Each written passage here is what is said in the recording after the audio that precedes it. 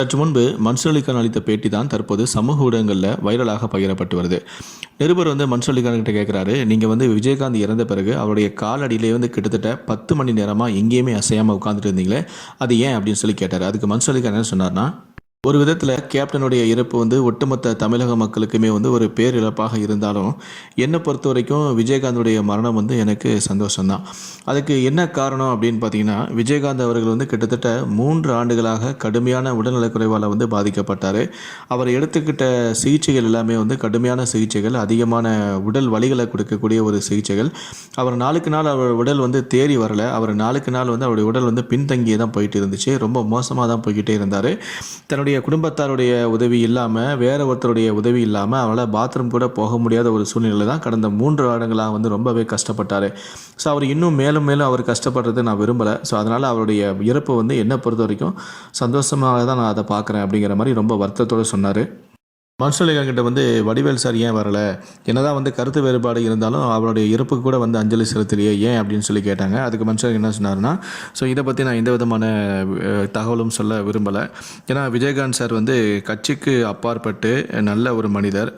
அவர் ரசிகர்கள், தொண்டர்கள் எல்லாருமே அவருக்காக அஞ்சலி செலுத்த வந்தாங்க. எந்த விதமான மதத்தை சார்ந்து அவர் பார்க்க மாட்டார். எல்லா மனிதர்களுக்குமே உதவக்கூடிய ஒரு நபர். அவருடைய இறுதி அஞ்சலிக்கு வடிவேல் வரலைன்னா அதுக்கு நான் எந்த விதமான பதிலும் சொல்ல விரும்பலை அப்படின்னு சொல்லி அதுக்கான கேள்விக்கு அவர் எந்த விதமான பதிலும் சொல்ல விரும்பாமல் தவிர்த்துட்டார். அப்புறம் இறுதி அஞ்சலி செலுத்த விஜய் தாக்கப்பட்டதை பற்றி கேட்டாங்க. அதுக்கு அவர் சொன்னார், இல்லை அங்கே லட்சக்கணக்கான மக்கள் வந்திருக்காங்க, அந்த கூட்டத்தில் ஏகப்பட்ட பேர் இருந்தாங்க, அதில் சில விசமிகள் கூட இருப்பாங்க. ஸோ அந்த மாதிரி ஆட்கள் செஞ்ச வேலை தான் இதுக்கும் விஜயகாந்த் சாருக்கும் எந்த விதமான சம்மந்தமும் இல்லை. விஜயகாந்த் தூக்கி விட்டு வளர்த்த பையன் தான் விஜய். அவரும் நல்ல மனிதர். விஜய் மேலே ரொம்ப அன்பு வச்சுருக்காரு.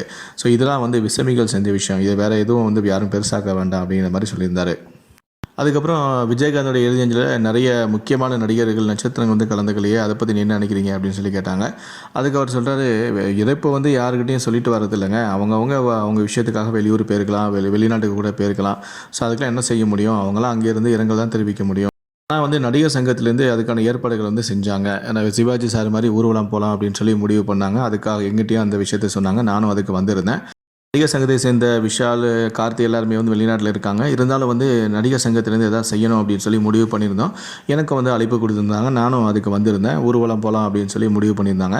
ஆனால் விஜயகாந்தோடைய இறுதி அஞ்சலி கலந்துக்கிட்ட கூட்டத்தால் எங்களால் அதை செயல்படுத்தவே முடியலை. அஞ்சலி செலுத்த வந்த விஜய் சேதுபதியே தாக்கப்பட்டார். அவர் கூட்ட நெரிசல்களை அவங்கள போட்டு நெரிச்சு இது பண்ணிட்டாங்க. அதே மாதிரி கோவை சரளால் உயிர் தப்பிச்சோம் பிழைச்சோம் அப்படிங்கிற மாதிரி வெளியே வந்தேன் அப்படிங்கிற மாதிரி சொன்னாங்க. ஸோ அந்த அளவுக்கு கட்டுக்கடங்காத கூட்டங்கள் இருந்ததால் தான் நாங்கள் நினச்ச மாதிரி நடிகர் சங்கத்திலேருந்து அந்த விஜயகாந்த் சாருக்காக ஊர்வலம் போகலாம் அப்படின்னு நினச்சிருந்தோம். அந்த திட்டத்தை நாங்கள் ரத்து பண்ணிட்டோம் அப்படிங்கிற மாதிரி ரொம்ப வருத்தப்பட்டு பேசினார்.